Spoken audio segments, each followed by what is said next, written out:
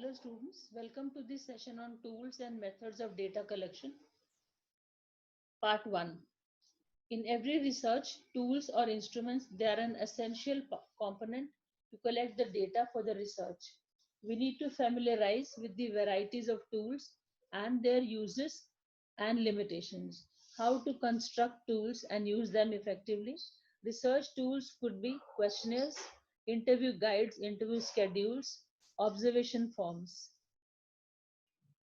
Learning objectives. By the end of the lecture, students will be able to get a basic understanding of the data collection process and the techniques. Familiarize with the questionnaire method of data collection. Determine the factors which influence the data collection. Now, types of data. The word data is a plural form of the word datum, which means the information that is systematically collected in the study. So, data is the observable and measurable facts which provide information about a particular phenomena from the study.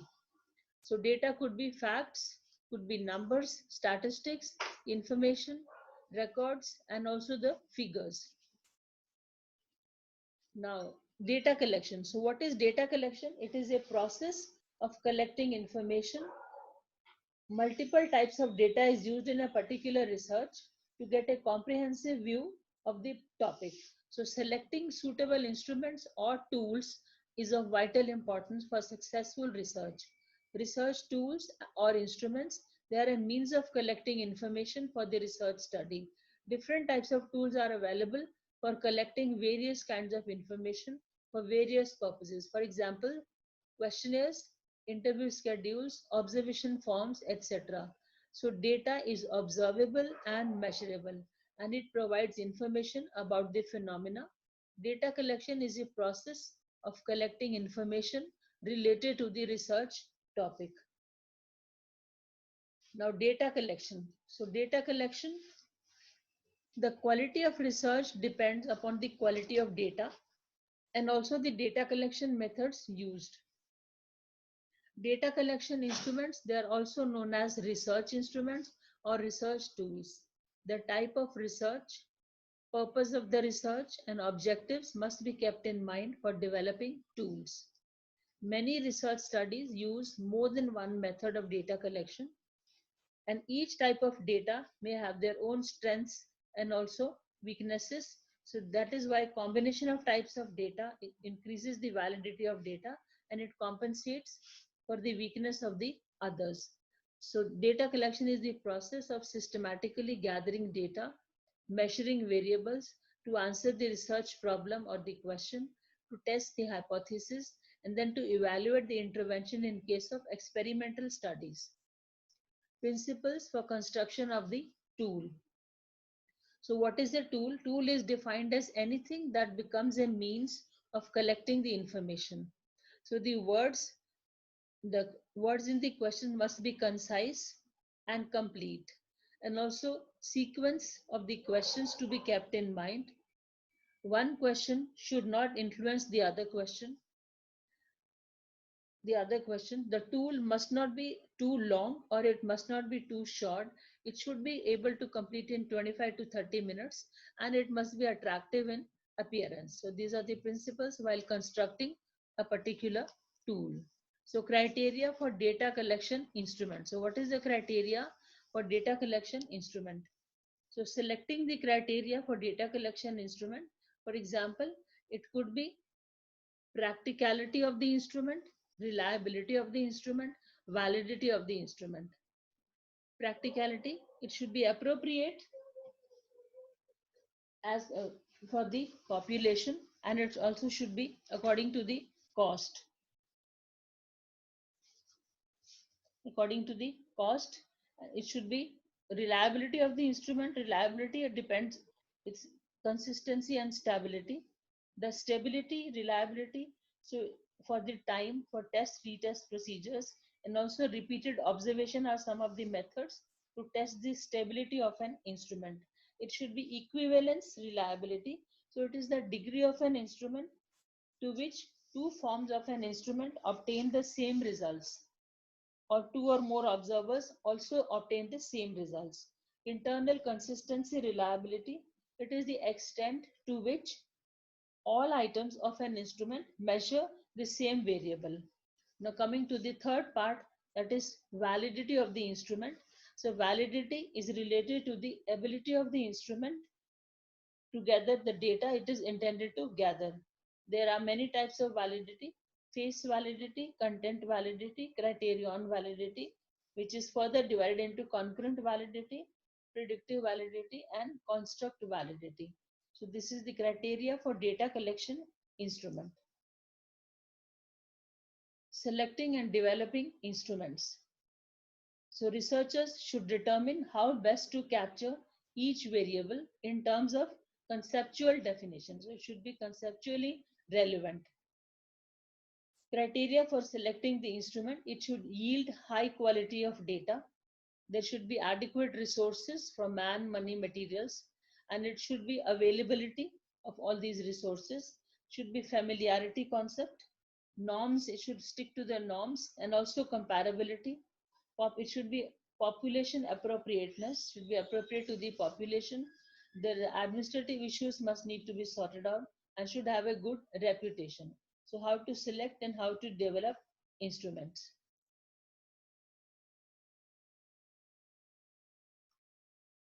Steps in developing a research instrument. So how do you develop a research instrument? Identify the concepts to be measured. So the most critical step in instrument development is the identification and specification of the research concept.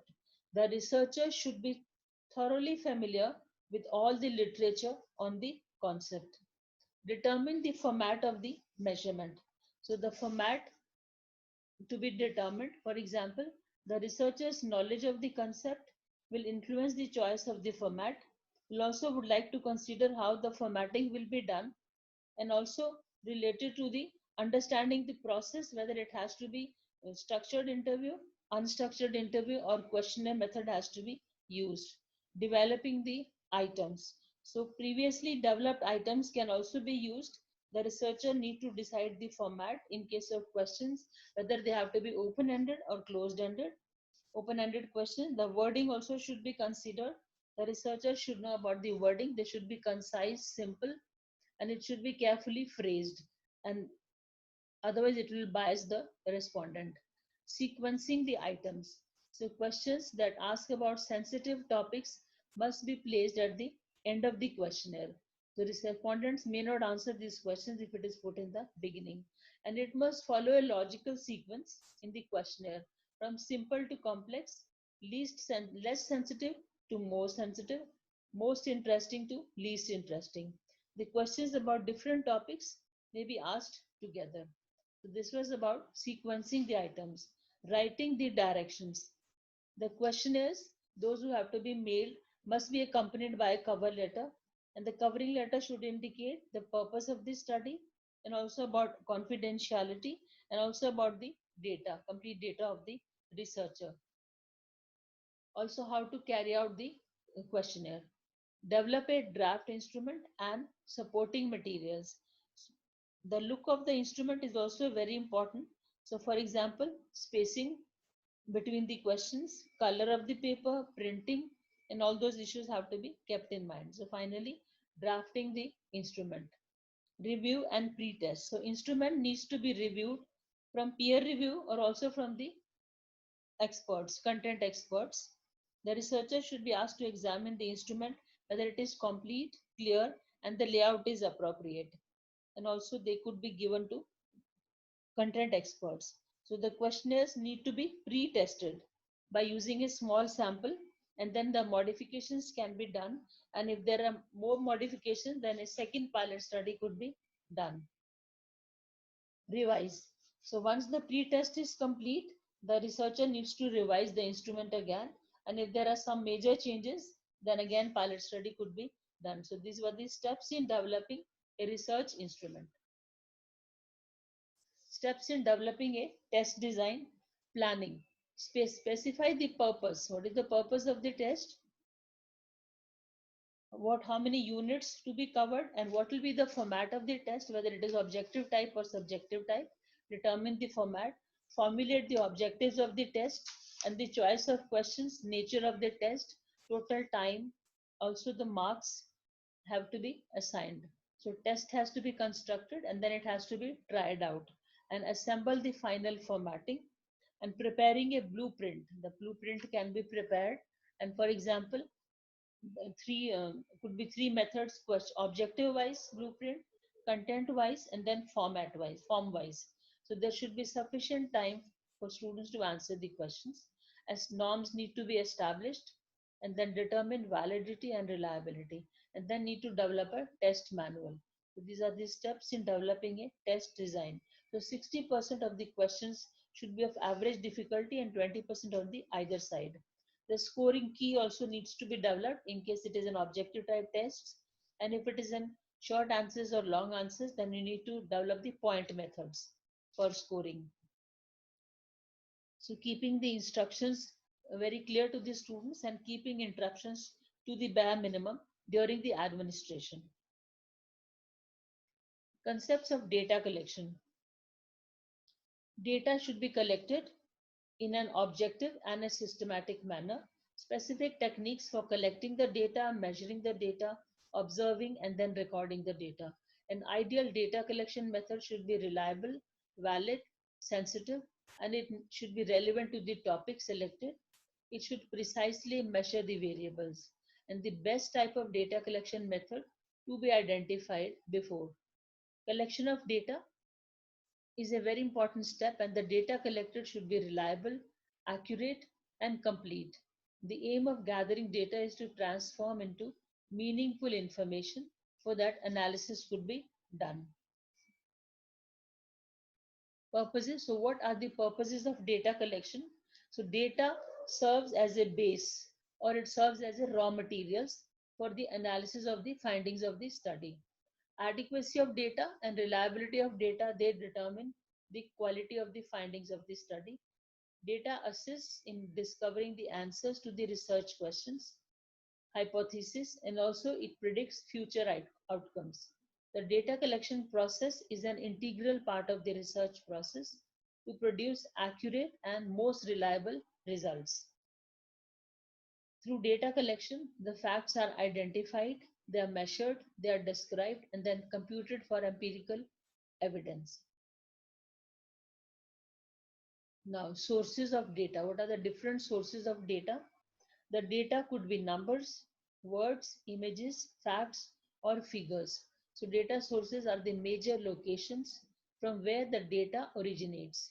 The 5 W's of data collection are what data to be collected, where should it be collected, and who's going to collect the data, and when will it be collected, and for whom it is going to be collected. The 5 W's. To get the meaningful information, the data should be interpreted properly. The design of the research study specifies the type of data to be collected. The sources of data can be categorized into two broad categories: primary sources and secondary sources. Primary sources. So the primary data is collected for the very first time and it is original in nature. So primary sources provide first-hand data. It is collected directly from the study participants, which could be individuals, could be objects, programs, or institutions. Data is collected through questionnaires, personal interviews, observation, biophysiological measures, and psychosocial measurement scales. The data can be related to the human beings, demographic and socioeconomic characteristics of individuals. It could be behavioral variables, attitudes, opinions, awareness, and practice. Data could also pertain to an organization, for example, objectives of the organization, resources of the organization, functions of the organization, performance, and then growth of the organization. So these are the primary sources. Secondary sources, it is compilation and analysis of the original data. So secondary sources provide data that have been compiled or transcribed from original sources. So it has been actually collected by somebody else. It could be biographies, diaries, letters, journals, magazines, newspapers, theses, etc. The main secondary sources are historical data, previous research, review of literature, published reports, unpublished reports, medical records of the patients, health statistics, and web information. Census reports, annual reports, financial statements of the companies, reports from the government departments, publications of the international organizations, for example, World Health Organization, WHO, UNICEF, and IMF, etc. Data collection plan.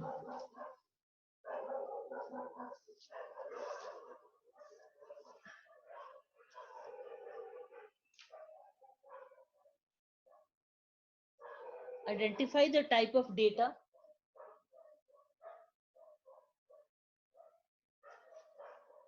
Identify the type of data which is needed.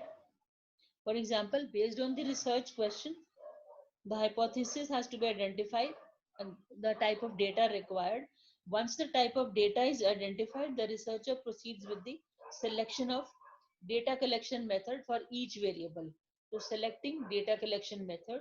Number three, determining instruments for measurement and also their appropriateness. So determine if instruments are available to measure the variable. Once the suitable measurements is identified, the written permission for use in the study may be obtained from the authors. The potential data collector instrument should be assessed whether they are appropriate or not. Next, developing data collection procedures, data collection protocols. So if existing instrument is not suitable, the researcher needs to develop a new instrument or a tool. And developing a new instrument or a tool or a measurement should be considered. The researchers who develop a new instrument should need to refine it by subjecting to the pre-testing. So pre-testing of the new instrument. Implementing the data collection plan. So after the instrument has been finalized, the researcher needs to develop data collection forms, procedures, data collection protocols.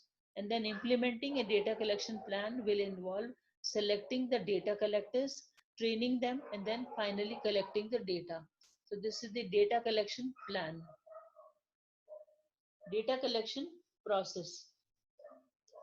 Recruitment of the study participants, consistency in data collection, protecting integrity of the study, implementing the study intervention, control in the study design, and then storage of data. So this is the data collection process.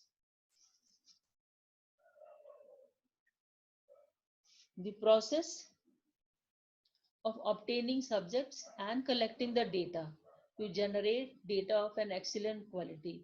The data generated should be clear, unbiased, reliable, and valid. The steps of the data collection process depend on the research design and also measuring techniques used.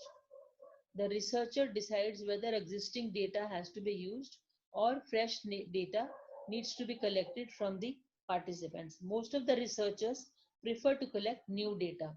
Now the steps, what are the steps in data collection process?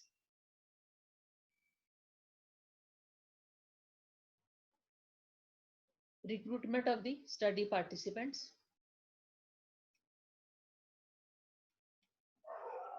Number one, you can see these steps. Recruitment of the study participants.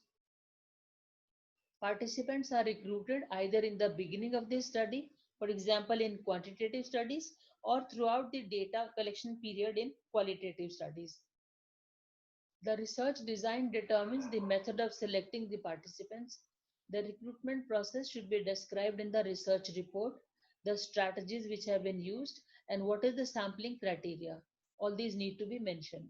It should also mention that about the subjects who refused to participate in the study, that why did they refuse and what is the reason for dropping out from the study. Number two, consistency in data collection. So consistency is the key to accurate data collection. In quantitative research studies, data is collected according to a predetermined structured plan, retaining the same data collection pattern throughout the process. Sources of data. a clear detailed protocol for the data collection process, who will be the data collectors and their training, who's going to train them, how will they be trained, where will they be trained, where they collect the data, sequence of data collection, where will the data be collected, what will be the time or the day or the month, and what will be the setting, tools, instruments, and measurements to be used. Data collection procedure needs to be correct. There should be conducive environment, and then questionnaire needs to be retested, and also getting permission from the authorities, also ethical clearance from the institutional ethical committee, and also informed consent to be taken from the participants. So this was two, consistency in data collection. Under data collection, there are 7 important questions which needs to be asked. What data to be collected? How will the data be collected? From whom will the data be collected? When will the data be collected? Where will the data be collected? And who will collect the data?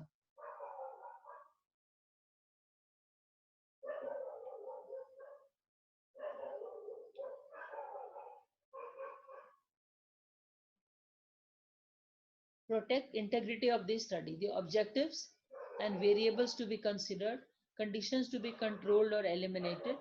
Prior to the data collection process, the researcher should get approval from the institutional ethical committee, from the authorities, and also informed consent from the participants or the subjects. A pilot study to be conducted to find out the feasibility, intervention, subjects, and identifying the potential problems. And pilot study is mandatory if the instrument is newly constructed, and also if the researcher is not familiar with the techniques. This is protecting the integrity of the study. Implementing the study intervention. If the study includes an intervention in case of experimental studies, the details of how was the intervention implemented, what was the type of intervention, or what was the treatment schedule, who had done the intervention, all to be mentioned in the study. Control in the study design. Control is important in quasi-experimental studies and experimental studies to ensure the intervention. Extraneous variables need to be minimized, and this should be mentioned in the report. Level of significance and data analysis plan also to be specified. Storage of data, confidentiality of the stored data, data quality to be preserved, and also report to be prepared. Factors for selection of the data collection method. Type, type of the research study, nature of the research study or scope of the research study, type of participants under the study, population and also the size of the sample, availability of resources, the time, the money and the materials, the personnel, time frame, what is the time frame for the study, and what is the researcher's knowledge, experience, skills or competency, availability of the standardized tools. Now, type, type of research study, nature of research study or scope of research study. This is the most important factor which affects the choice of the data collection method. In quantitative studies, data is numeric in nature, subject to statistical analysis. In qualitative studies, it is text-based data and it is subject to coding. For a small number of subjects, interview method and observation method is most suitable. And if it is a large number, the mail or the telephonic interview could be conducted. In descriptive studies and exploratory studies, questionnaires, open-ended interviews, unstructured observations can be used. In correlational studies, structured observation interviews can be done. Experimental studies and quasi-experimental studies, there should be structured observation and also physiological measurements could be done and then interviews. So this was the type of study and nature of research study. Type of participants under study. So what are the type of subjects or participants? What are their characteristics? For example, what is their age group, gender, what is their literacy level, if they have any disabilities, physical disabilities or psychological disabilities. All these influence the selection of the data collection techniques. For example, if it is from disabled persons, The interview and the observation method will be better as compared to the questionnaire method of data collection. If it is small children, a pictorial questionnaire will be more suitable. Next, population and the sample size.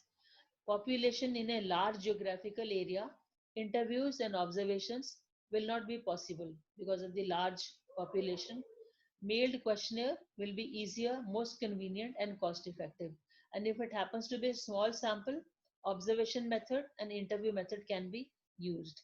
So this was the type of participants and population and sample size. Availability of resources. Conducting interviews and observation will require more resources, more manpower as compared to the questionnaires. Recording devices, stationary items, place or the setting, furniture, trained data collectors are essential for the smooth data collection. Availability of time also affects selection of techniques for data collection, and there should be sufficient time for data collection. Time frame. For short-term research designs, structured method of data collection, and for long-term studies, longitudinal studies, one needs to have less structured methods to gain an in-depth information from the participants. Researchers' knowledge. The researcher's knowledge, skills, training, competence, experience, they all affect the selection of the data collection method. Adequate skills in conducting an interview, interviewing skills, GD skills, group discussion skills, or focus group discussions, observation skills, taking field notes. So the qualities of a researcher play an important role in data collection. Availability of standardized tools. There are many standardized tools available whose validity and reliability has been tested. Standardized tools minimize the burden of preparing the new tools, but authors need to be acknowledged in the references. Types of data collection methods. Primary data collection. So primary data could be collected through questioning, through interviews, conducting interviews, observation methods, biophysiological measurements, and then psychological measures. Primary data collection. Now, secondary data collection could be done by the documents, old documents, organizational reports, government reports, census data, and medical records from the patients. These are the types of data collection methods. Criteria for evaluation of the tools. We have to evaluate the tools. Does the tool has clearly stated the concept? Does the tool has the accuracy in measuring the concept? Was the tool validated and tested for reliability? Was the tool used in all geographical locations? Does the researcher needs training for using the tools? Was the tool acceptable to all the participants? Has the tool clearly mentioned instructions for the use? Does it have proper scoring key and the scoring schemes? Primary data collection. So primary data collection methods, they are more reliable and as it gives the complete and the fresh data.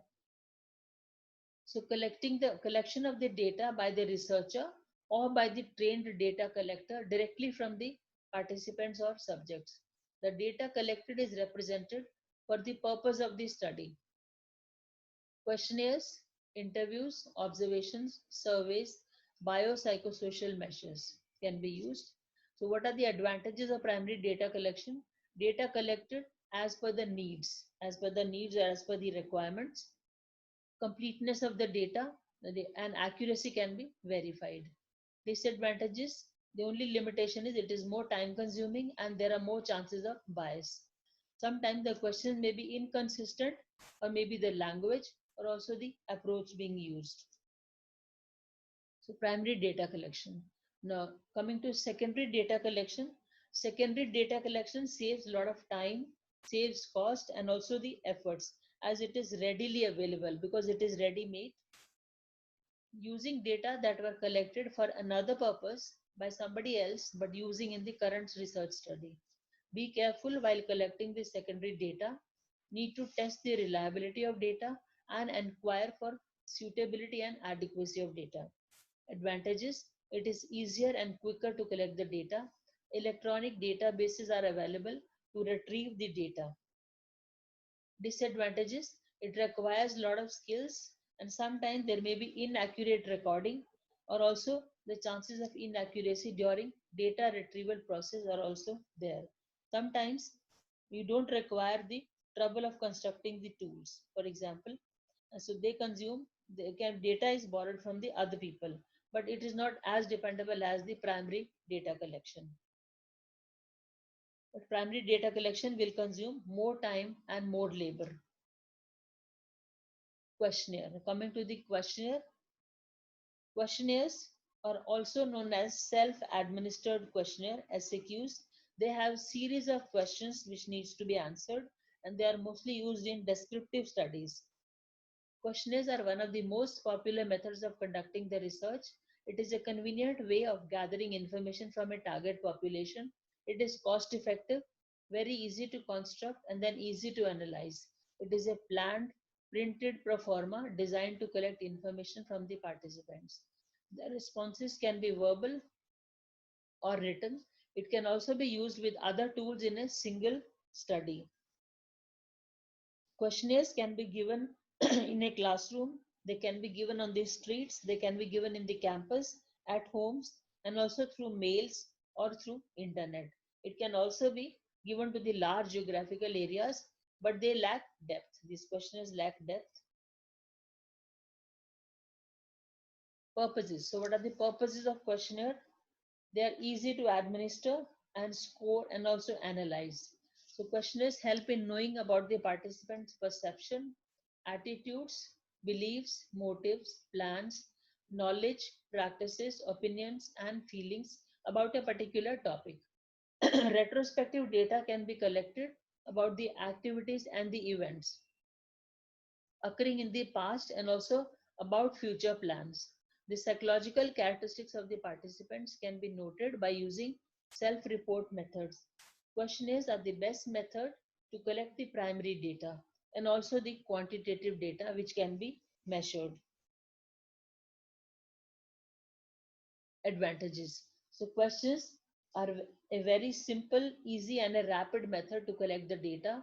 They are an efficient method of collecting data and also exploring new information.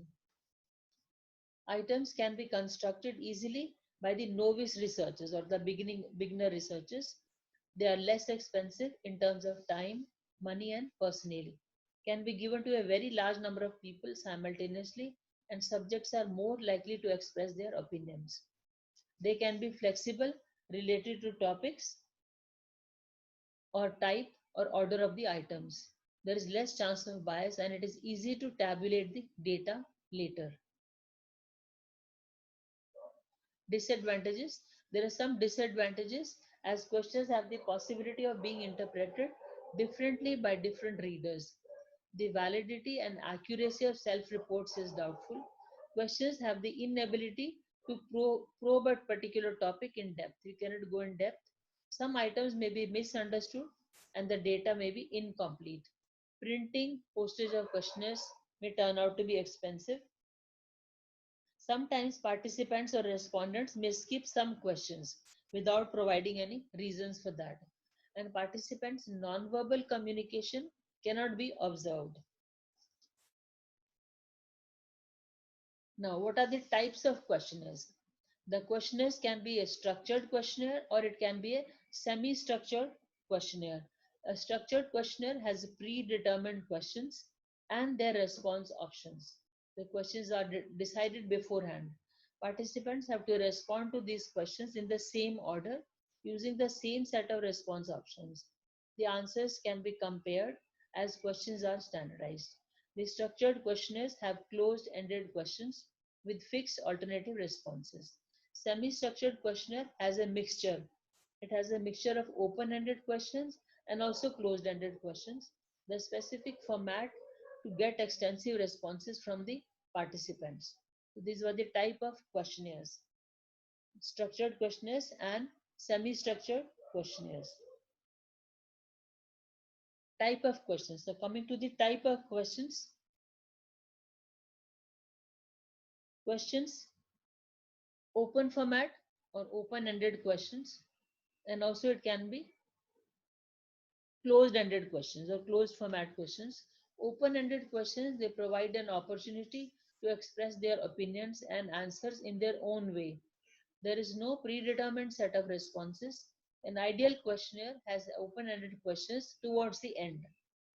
They are used more in qualitative research, focused group interviews, focused group discussions.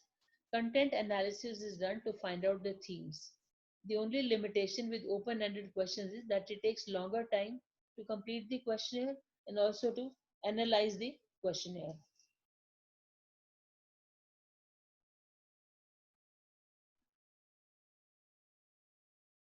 Sometimes they can be misinterpreted.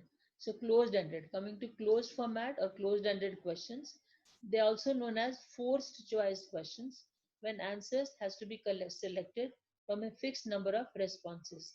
Closed questions are very easy to answer, they take less time and they ensure comparability of the responses, and they also facilitate easy analysis, and they can be used for different types of groups. They can be simple yes or no questions. Also, they can be true or false questions. Also, can be expression of opinions. The limited alternatives may not cover the subject's viewpoint, the options given. They force a statement of response. That is why they are known as forced choice questions. Different respondents will interpret the same words differently. Now, coming to the categories of closed format questions. Number one, dichotomous questions. Dichotomous means two. There's a two choice questions being given.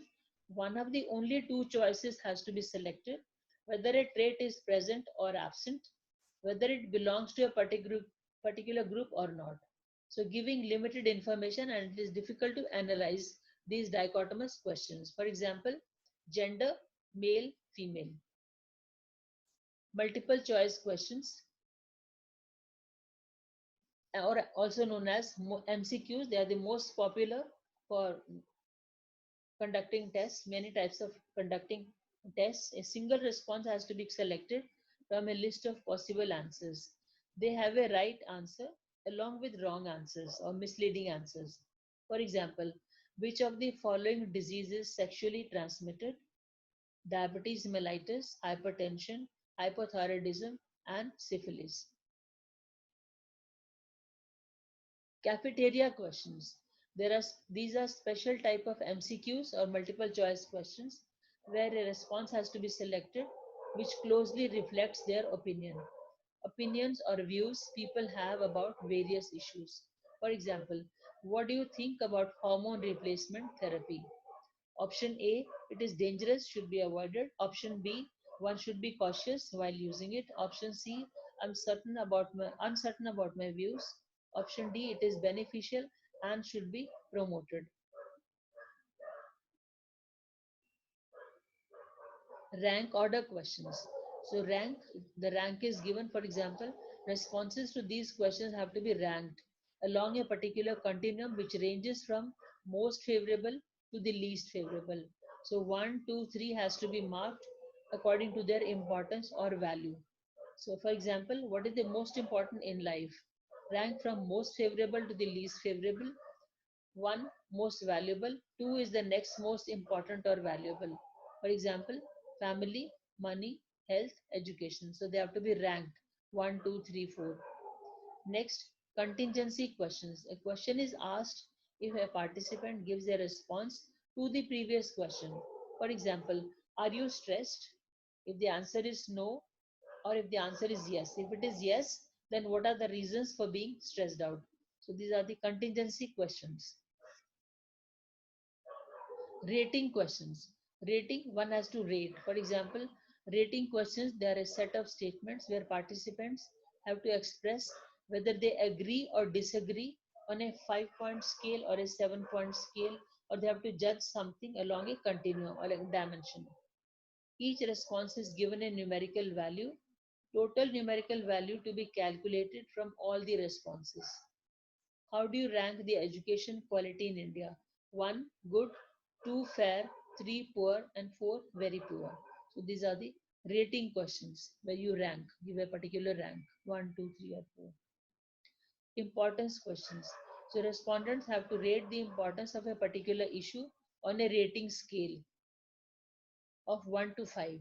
It helps to know the importance of issues. For example, exercising every day is dash, fill up the blank for health. The options could be 1, extremely important, 2, very important, 3, somewhat important, 4, not very important, and 5, not at all important. So these are the importance questions. Likert questions: how strongly the respondent agrees with the particular statement. And this is to know about feelings towards an issue. For example, is it good to visit the dentist every 6 months? Strongly agree, agree, uncertain, disagree, or strongly disagree. So these are the Likert questions. Matrix questions. Matrix, multiple questions and identical response categories, they are assigned. Questions are placed under one under another and they form a matrix. Response categories at the top and the list of the questions down the side. For example, the left hand side has the activities. Under activities, gym, aerobics, lunch oblique dinner, alcohol. And the right hand side is Monday, Tuesday, Wednesday, Thursday, Friday, Saturday, Sunday. So this is to find out what is your weekly schedule of these activities. All these activities, and you have to place a tick mark how many times in a week. So these are the matrix questions. Bipolar questions. So bipolar questions, they have two poles, like they have two extreme answers. The responses have to be marked between the two opposite ends of the scale. For example, what is your balance of preference here? I like going for walks. And in between you have 5 fill-ups. And the other extreme is I like watching movies. So these are the bipolar questions. These were the different types of questions. Methods. So how do you administer the questionnaire? Methods of questionnaire administration. So questionnaires can be administered either through either of the methods: personal administration, personal or group, individual or group. It could be through post, postal, telephonic, or it could be an electronic.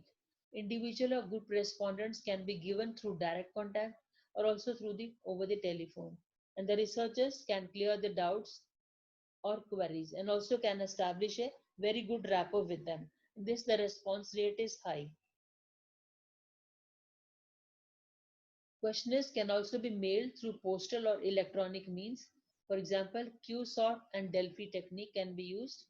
They are cheap, and as you need less manpower and less time is needed, and anonymity can be maintained. So it is used when the sample is very large and also widely distributed. And also it has high speed and then the low cost, but low response rate, and some questions can be omitted or misunderstood by other participants. Follow-up has to be done for the non-responses either by phone calls or by letters. Guidelines for designing the questionnaire. The questionnaire must be developed with type and size of the sample, with study objectives. It should begin with the instructions. The draft should be brief, precise, clear, in an understandable language. Open-ended questions to be avoided. Avoid questions which have difficult concepts. A mailed questionnaire to have introduction of the study, purpose of the study, and directions to fill the questionnaire. So it has to be kept simple and easy, and it should be have appropriate printing, and one needs to convey the thanks towards the end. Abrupt ending of the questionnaire to be avoided. These were the guidelines for designing a questionnaire. Sequence. So what should be the sequence of the questions? So questions must flow from the least to the most sensitive. The question should be sequenced from general to the specific. There should be logical sequence of the questions. Answers not to be influenced by the previous question. One needs to start with non-threatening questions. For example, the demographic information about the participants, about their age, about occupation, education, literacy, all these things. And specific questions related to the objectives of the study can be asked later. For example, if it is a disease process, starting with causes of the disease, signs and symptoms, how do you diagnose that disease, what investigations need to be carried out, and then what is the treatment, management, or what is the prevention or the prognosis to be done later.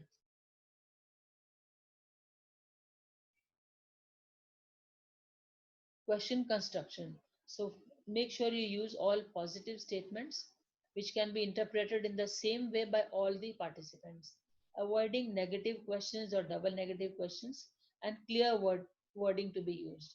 Persons with different opinions or traits should be able to give different answers. Avoid leading questions, loaded questions, ambiguous questions, and also long questions. Avoid asking double barreled questions. Double barreled means they have two or more questions in the same question. For example, are you satisfied with your salary and fringe benefits? So there are two questions in this particular one question. Use correct spelling, grammar, and punctuation.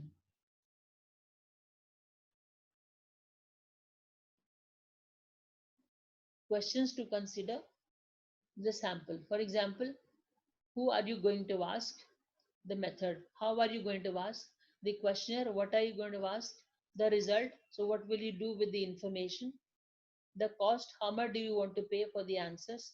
The time scale. By when do you need the information? Qualities of a good question. A good questionnaire should use familiar words, should be easy to answer, should focus only on the essential information, should be clearly worded in simple language so that it can be interpreted by all the participants, should be written in a fifth grade language, and it should be non-threatening, should not use words that convey more than one meaning, asks for an answer on only one dimension, avoid leading and long questions, use correct spelling, grammar, and punctuation. So steps, what are the steps in designing a particular questionnaire? So to start with, there are 7 steps. Step 1, decision on information required. So in this step, the researcher reviews the objectives of the research and decides what information is needed to achieve the desired objectives. Step 2, list all the possible questions that can go in one questionnaire, and the aim is to be as comprehensive as possible. Step 3, refine phrasing of the question. So questions should be developed to generate the right answers. Step 4, developing the response format. The response format could be a pre-coded list of the answers in case of closed-ended questions, and it could be a collection of comments in case of open-ended questions. Step 5, arrange the questions in an appropriate sequence. So the sequence plays an important role in bringing the logic and the flow to the interview. The questions should be arranged from general to specific. Step 6, finalize the layout of the questionnaire. So the questionnaires should begin with clear instructions and followed by a brief introduction. Enough space should be given to write down the answers, and the response code should be well separated. Step 7, pre-test and revise. Finalizing the questionnaire should be pre-tested by administering to 10 to 15 subjects. The purpose is to know how the questionnaire works and identify if there are any modifications need to be made and find any problems to be done. And then pilot study could be conducted. Conclusion. It is essential to collect the quality data which is relevant, adequate, reliable, and valid. The selection of suitable instruments or tools is of vital importance for successful research. Utmost care should be taken to construct the questionnaires. The successful use of questionnaire depends on devoting the right efforts in the planning stage itself. Questionnaire should provide correct information about the topic, should also avoid the embarrassing questions. So this was all about tools and methods of data collection. Thank you, students.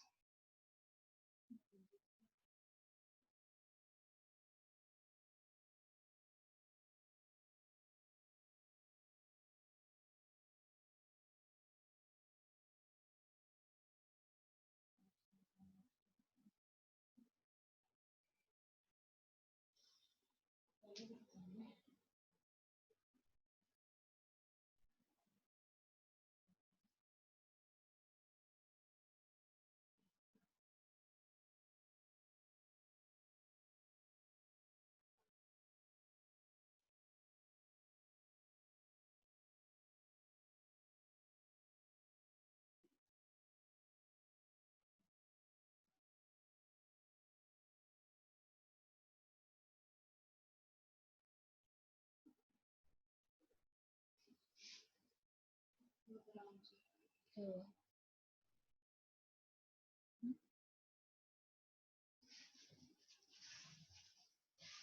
Oh. Hmm.